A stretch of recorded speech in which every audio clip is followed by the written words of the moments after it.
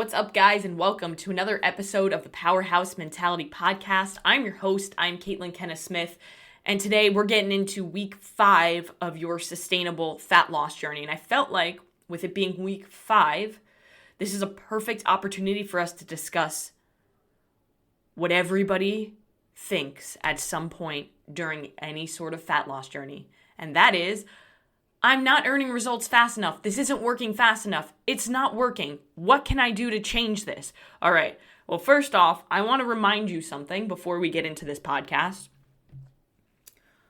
If you started when we started this sustainable fat loss journey 5 weeks ago, not even 5 weeks ago, you have to realize that you didn't get to the point that you were in 5 weeks.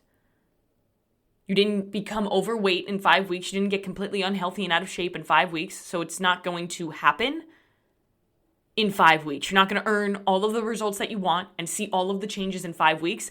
And frankly, this is where so many people continue to let themselves down. Because they're on the right path. They're doing the right process. They're doing all of the right things. But then 2, 3, 4 weeks into it, they get so frustrated that the results aren't coming as fast as they think that they should. So they quit or they go off and they try something else. And it's kind of like, I keep referring back to a train that's starting and stopping and starting and stopping.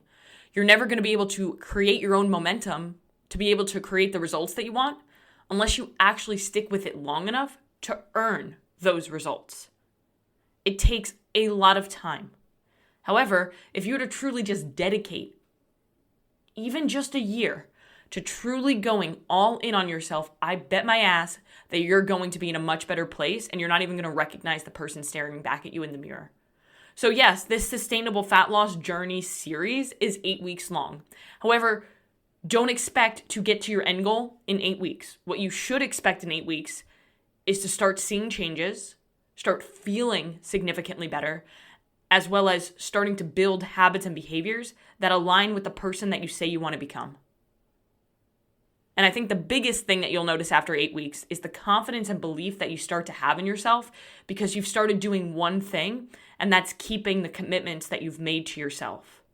That is a very powerful thing to do, because what most of us do is we say we're going to do one thing, and then we go off and we do the complete opposite, or we don't keep that promise to ourselves because that's what's comfortable in the moment. And the only way for you to earn the results that you want and build the confidence and belief in yourself that I know every single human being on this planet wants is to actually keep the promises that you make to yourself. If you tell yourself that I'm starting the diet on Monday, that doesn't mean that you're going to fucking eat pizza on Tuesday. That means you're going to keep that commitment to yourself and actually find something that works for you and that's actually sustainable.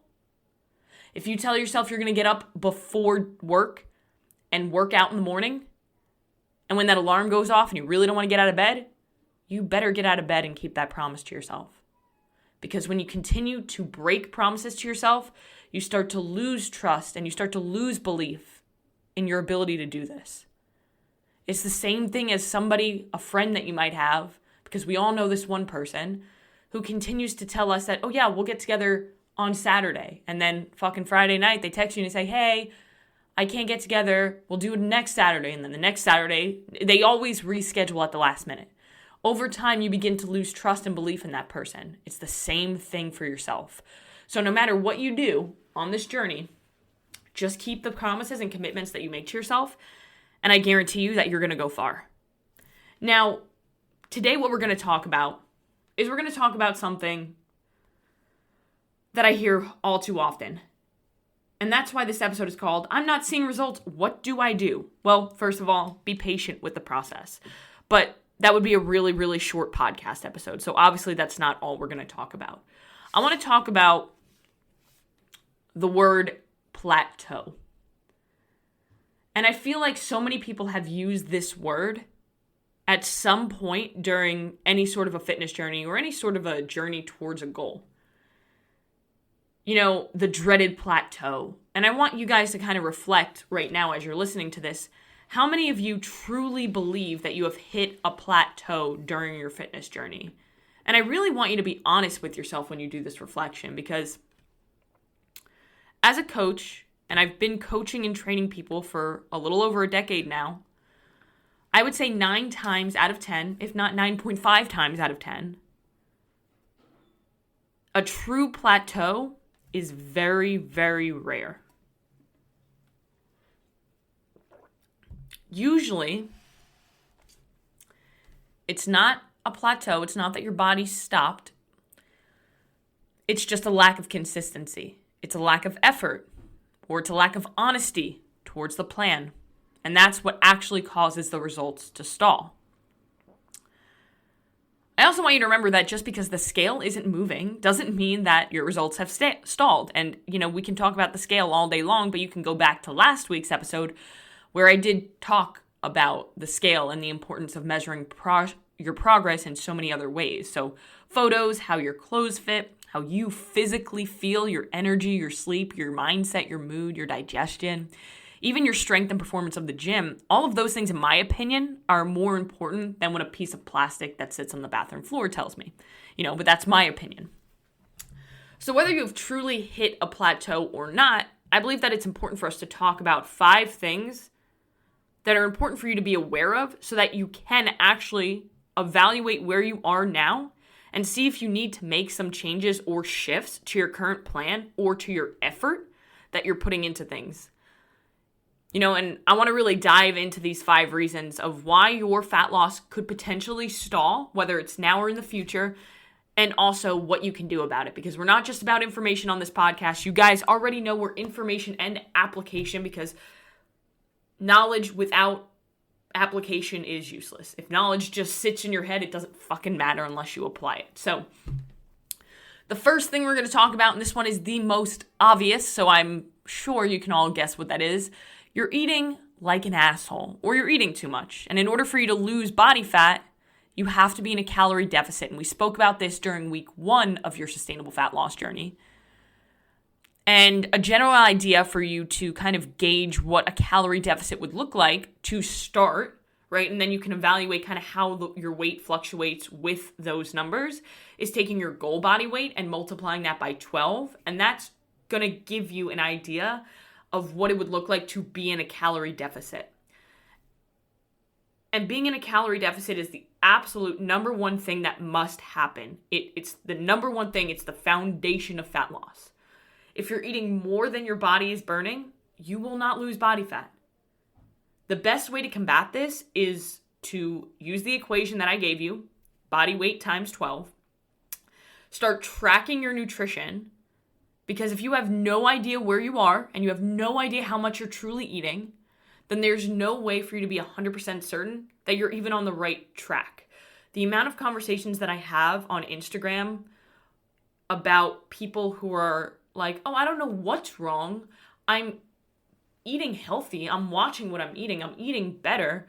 And then I ask them, well, how much are you eating? Or have you tracked your calories? Like, do you have any idea how much you're eating? And they say no. You guys, it is possible to overconsume healthy food. Or, just not be aware of what you're eating, because so many people don't think about sauces or coffee creamers or, the lattes that they get at Starbucks. They don't think about like how calorically dense peanut butter is, or nuts, or different things that they eat throughout the day that are quote unquote healthy. They don't realize that those calories do add up. For example, even if I'm not tracking my macros and I have 80-20% ground beef instead of 90-10, that's a huge discrepancy in calories. And one could be the difference between you being in a calorie deficit or not. But if you're not tracking your macros, then you have absolutely no idea. So, and I spoke about this in week 1, you don't have to track calories forever. In fact, I believe you should not, because it's a lifestyle.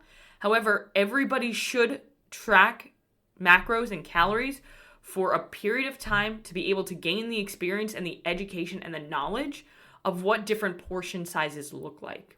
So it could be as simple as that. You're just not tracking your macros accurately. You're missing on some things. You're not tracking like the bites, the licks, the sips that you take off your kids' plates, or that you steal off your husband's plate, or whatever it is. And that one's pretty obvious. Like, okay, I'm eating too much, but maybe it's not as obvious as you're eating too much, like, in that sense. Maybe you're doing great Monday through Friday. Like, you're fucking nailing your nutrition. And then, Friday, Saturday, Sunday, you let your nutrition go and you enjoy yourself a little bit, which there's nothing wrong with that. But all of a sudden, you're going out on Saturday and Sunday and you're over your calories by 1,000, which is really not difficult to do, especially if you add alcohol to the mix, which most people do. Plus, it's not just food. Maybe you're eating some pizza and some beer, but the biggest difference is that you're sleeping in a little bit more, so you're not moving as long during the day. Maybe you're a little bit more lazy on the weekend, so you're not moving around as much, so you're burning less calories. And those things can compound. And those are things that people don't think about. And here's something else that I want you guys to think about. Maybe you are going out to eat on the weekends or during the week, and you're not getting the burger or the pizza and the fries, but you are getting the salad. It's a good choice, right? Not always. If you actually look at the nutrition facts on salads at restaurants, some of them have more calories than a burger, which is fucking wild. And that's why it's so important for you to track your nutrition. Plus, let's be real. No restaurant is concerned about your calories or your macros, so eating out too much can also lead to just inconsistencies. If you're going to Chipotle every fucking day for lunch, then your Chipotle bowl and your serving of rice is going to look a lot different when Bob is working versus when Beth is working. So it's important to understand that, hey, yeah, you can eat out and see results, but you need to really be honest and mindful of the portions that you're having. So the biggest takeaway with this first one is that if you want to get the best results, you have to be the most accurate. And that means you need to manage your nutrition with tracking your macros and weighing out your food. Again, you don't have to do this forever, but I do believe that it's important, very important to do this so you can learn about the food and you can learn about the portions that you're eating and you can have a good idea of what works and what doesn't.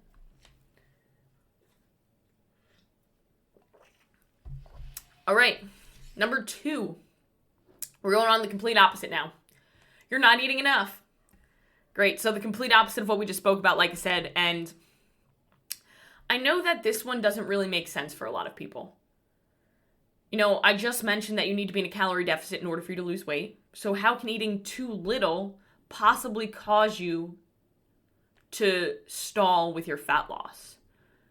So the biggest thing here that I want you to remember is when somebody will use the 1,200 calorie diet approach because everybody's fucking tried that one before. Doesn't work, by the way, if you haven't already learned.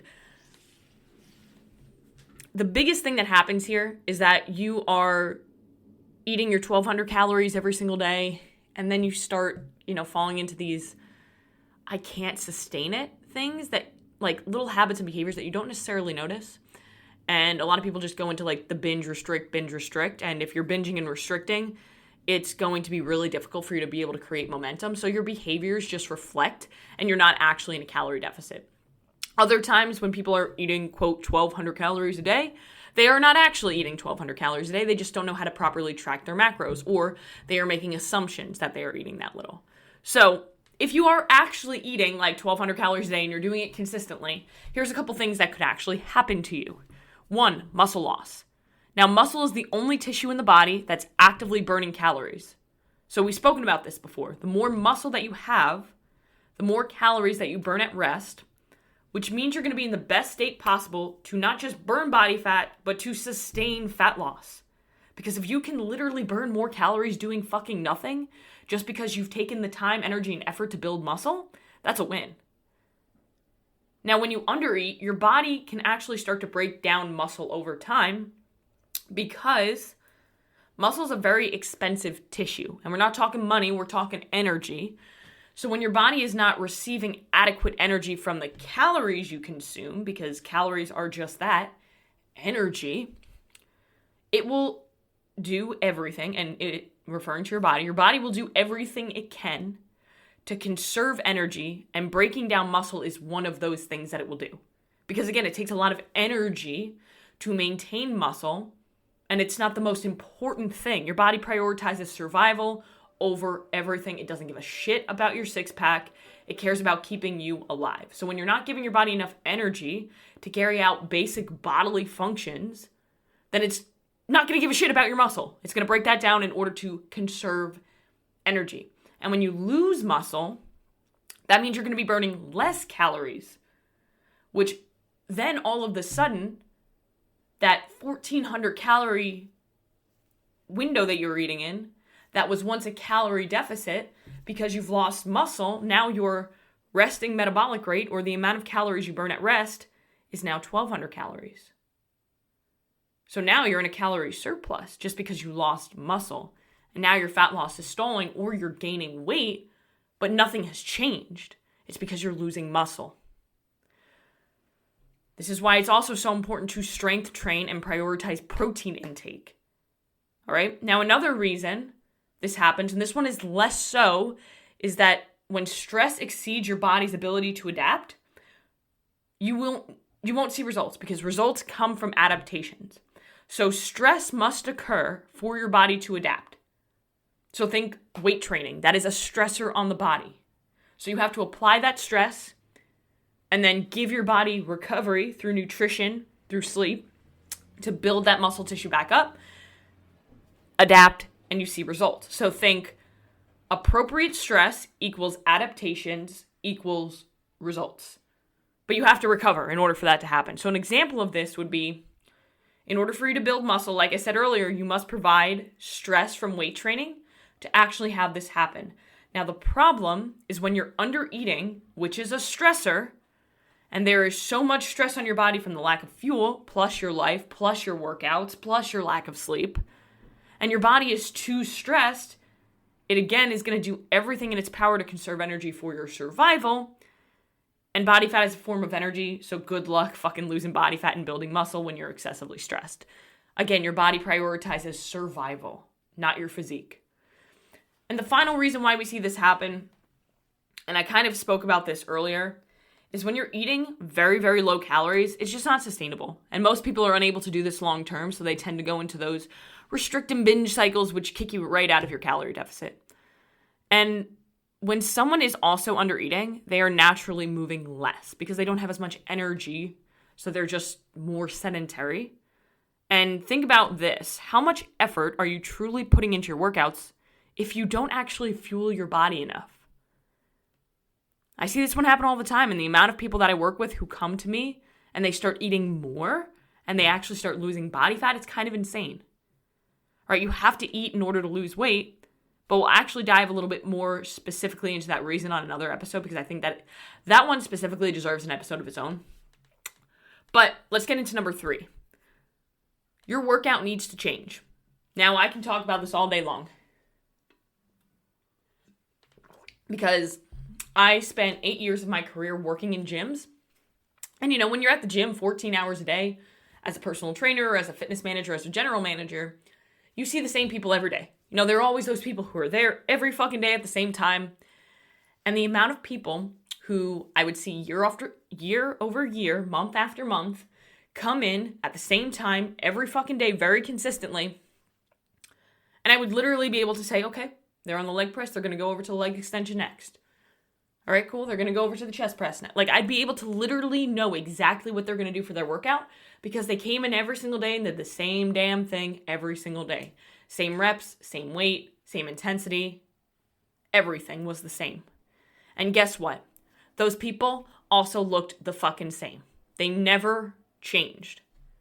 However, I don't know what their diet looked like, so I can't really say shit. But how many of you have found yourself at some point doing the same workout for long periods of time just because it was comfortable, or it was really all you knew how to do? Because I knew that I've definitely been there. Now, in order for you to see the best results from your training, you need to that word is tough. You need to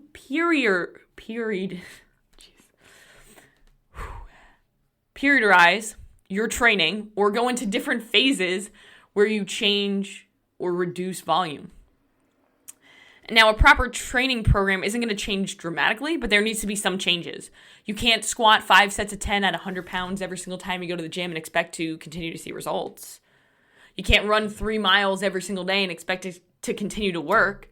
Remember, your body is an adaptation machine. It's meant to adapt. Now, this doesn't mean that we always need to increase the volume or the amount of time that you spend in the gym just to burn more calories. It's not the calorie burn that's going to deliver the results. Remember, it is the adaptation. That can mean reducing volume, giving your body enough time to recover, or honestly, it could be as simple as changing the rep scheme, the amount of sets you're doing, the tempo, the rest periods, doing something to progressively overload and continue to earn results. Now, the biggest goal with our training, when fat loss is the goal, is that we want to speed up the metabolism. And we do that through building muscle, which is through strength training. So an example of this would be, I'll have my client say, we're running a 3-week phase, because I like to do my phasing in like 3 to 4 weeks. So we'll do a 3-week phase, say, where we're doing 5 sets of 10 with 60 seconds or with 90 seconds rest in between for a back squat. And then the next phase, maybe we're doing 3 sets of 8 or 8 sets of 3 or something like that, where we're changing the tempo, we're changing the volume, we're changing something. But you don't want to change it so frequently that your body doesn't have time to adapt. So it's about, I like to do like 3 to 4 phases and then every 12 weeks kind of completely changing things. Now, that one's pretty straightforward, very simple. The fourth thing is you need a break for recovery. And this one is a hard pill to swallow for so many people, especially people who are fitness fanatics and who just love to work out so much. Because I want you to remember, when there is too much stress on your body is unable to adapt. And this goes off of not eating enough, but it also goes the same with your workouts. So just like your workouts, your nutrition needs to be done in phases too. You can't be in a fat loss phase forever. You can't be in a calorie deficit forever. Eventually, your body's going to stop adapting. And the most effective way that I like to do this is to implement diet breaks or periods of time where we are eating more or we're reducing training volume with a deload. But really, I like to put my clients through 12 to 16 weeks of like a reverse diet where we're slowly increasing calories with the goal to build up the metabolism, to build muscle. And then we'll go into 8 weeks of cut. And if during that 8 weeks, I realize that like, hey, we might need a diet break like halfway through where we take a week and we go back to maintenance calories, that's what we're going to do. Everybody's going to respond differently. So it's important to understand that it is not one size fits all. And if anybody tells you that it is, you should probably run. Now, I want you to think of this kind of like an athlete. If somebody's an NFL quarterback, are they always in season? No, they're not. They go through an off season, they have a postseason, they have a preseason. And remember, fat is your body's insurance agent. So when stress is too high, your body will do whatever it takes to hold on to that body fat because it's that energy. So if you're overly stressed and you're not seeing results and you're always in a calorie deficit, one, you're not going to give your body enough tools to be able to build muscle, to build up your metabolism. But also it's not sustainable. You can't go too hard all of the fucking time. It's not going to work forever. Everything works, but nothing works forever. You will burn out. And this, like I said, happens to a lot of fitness fanatics. I see it happen a lot. Now, the final one is you have poor health. All right, and right here we're going to talk about poor sleep, inflammation, poor gut health, dehydration, any sort of nutrient deficiency, because I've mentioned it a few times during this podcast already, but your body does not give a shit about your physique. It cares about your survival. So if your health is poor, it's not going to prioritize you losing body fat or building muscle. So good luck building muscle or burning body fat when your health is poor. One of the most common examples I see of this is the sleep, but also gut health. Now, I know gut health is such a broad term, and it's really difficult to pinpoint it, and I'm not going to pretend to be that fitness influencer who's a gut health expert and just starts throwing around terminology to try to sell you a probiotic, because it's so in-depth, and there's so much more that goes into this, and I want to have a podcast for this completely. But to keep it really simple, if you're constantly bloated, if you're constantly cramping, if you constantly have stomach aches, if you have bowel issues, diarrhea, constipation, if you have energy issues, brain fog, trouble sleeping, skin issues, there could really be an underlying issue with your gut that needs to be addressed. And a lot of those gut issues can be improved by simply changing your nutrition. So eating more whole foods, eating less processed foods, reducing your stress, giving your body more of the foods that contain digestive enzymes like tropical fruits or probiotics like fermented foods. it's always important to remember that your gut is the center of your body. So everything that you eat is going through your gut. And we are actually we have more bacteria in our gut than we do have cells in our body. So that might just help you guys put into perspective how important it is of having a balanced microbiome. So a good balance of good bacteria and bad bacteria. And I like to think of the gut microbiome as a rainforest. So it's important to have a diverse amount of bacteria to help with thriving. So if you have poor gut health, then your body isn't going to be properly absorbing nutrients, meaning your body might not be properly absorbing nutrients and protein. So all of that good food and all that protein that you're eating to help build muscle for your metabolism isn't actually going to be absorbed and digested properly, so you're not going to get the full benefit from it.